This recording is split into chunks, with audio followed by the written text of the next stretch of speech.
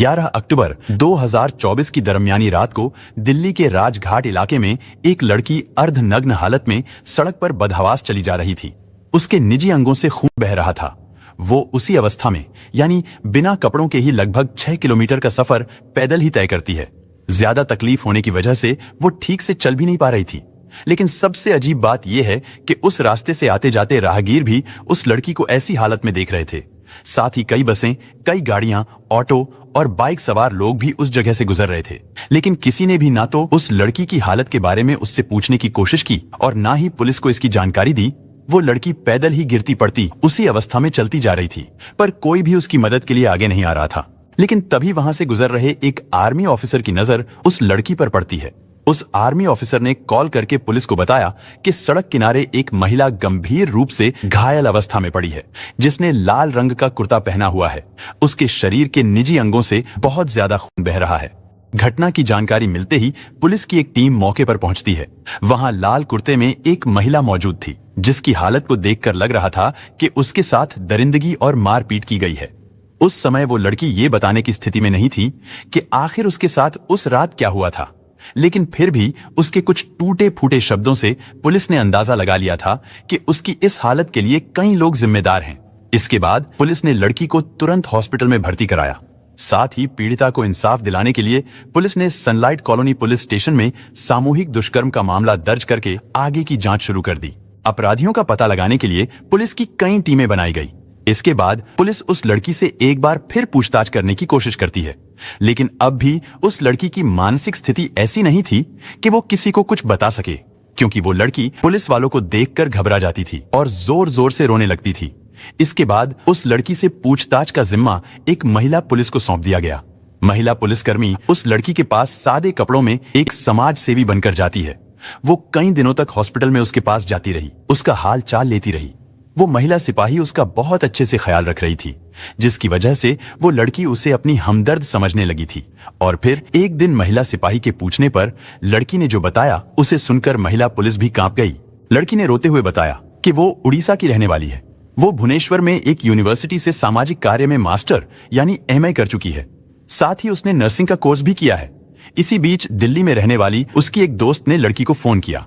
उसकी दोस्त ने उससे कहा कि अगर तुम्हें एक अच्छा करियर बनाना है तो तुम उड़ीसा को छोड़कर यहाँ दिल्ली आ जाओ। क्योंकि वो लड़की होनहार और होशियार थी, इसलिए अपनी दोस्त के कहने पर एक अच्छे करियर के लिए उड़ीसा से दिल्ली आ गई। वो पिछले 8 सालों से दिल्ली के सामाजिक क्षेत्र में लोगों के लिए समाज सेवी का काम कर रही थी। वो लोगों में HIV एड्स के अलावा स्वच्छता और जागरूकता फैलाने में भी जुटी हुई थी। लेकिन दिल्ली में वो जिस दोस्त के कहने पर आई थी, थोड़े दिन बाद ही उसने लड़की को अपने साथ रखने से इनकार कर दिया था। उसकी दोस्त ने उस बेचारी को दिल्ली जैसे शहर में दर दर की ठोकरें खाने के लिए अकेला छोड़ दिया था।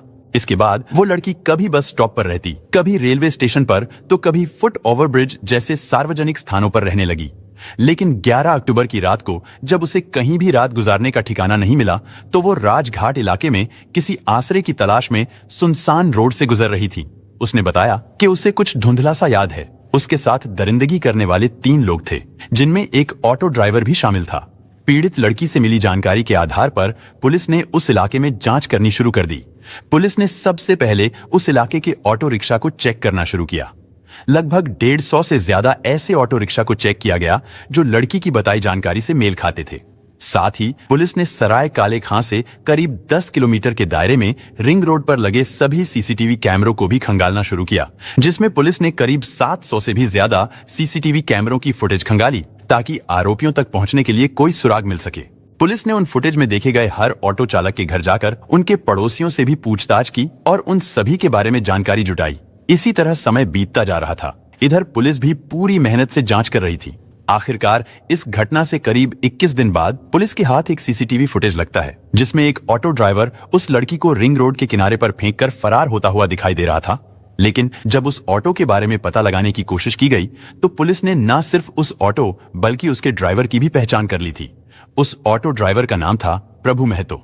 इसके बाद पुलिस ने प्रभु महतो को अरेस्ट कर लिया और फिर उसे पुलिस स्टेशन लाकर उससे पूछताछ की गई। पूछताछ के दौरान पता चला कि इस घिनौने काम में वो अकेला नहीं है, बल्कि उसके साथ 2 लोग और भी शामिल थे, जिनमें एक आरोपी का नाम शमशुल और दूसरे का नाम प्रमोद है। उन दोनों के बारे में पता चलते ही पुलिस ने उन्हें भी तुरंत अरेस्ट कर लिया। पूछताछ के दौरान प्रमोद ने खुलासा किया कि उस दिन दिल्ली के सराय काले खां इलाके में आधी रात के आसपास अंधेरा और खामोशी थी। सेंट्रल दिल्ली में छोटी सी कबाड़ की दुकान चलाने वाला प्रमोद अपना सामान समेट रहा था, लेकिन उस रात प्रमोद ने दुकान बंद करने से पहले ही बहुत ज्यादा शराब पी ली थी और जब दुकान बंद करके वो अपने घर की ओर जा रहा था, तभी अचानक प्रमोद की नजर उस लड़की पर पड़ी। आधी रात को सुनसान सड़क पर अकेली लड़की को देखकर उस दरिंदे के अंदर का शैतान जाग उठता है। लड़की को देखते ही प्रमोद के अंदर कुछ हलचल सी होने लगी, क्योंकि उसके शरीर में खप चुकी शराब के नशे ने उसे हैवान बना दिया था। प्रमोद उस महिला के पास पहुंचता है और फिर उसे बहला फुसलाकर अपने साथ ले जाने की कोशिश करता है, लेकिन जब वो लड़की उसके साथ जाने से मना कर देती है तो प्रमोद उसके साथ वहीं रोड पर दरिंदगी करने लगता है। वो किसी जानवर की तरह उस लड़की पर टूट पड़ा था।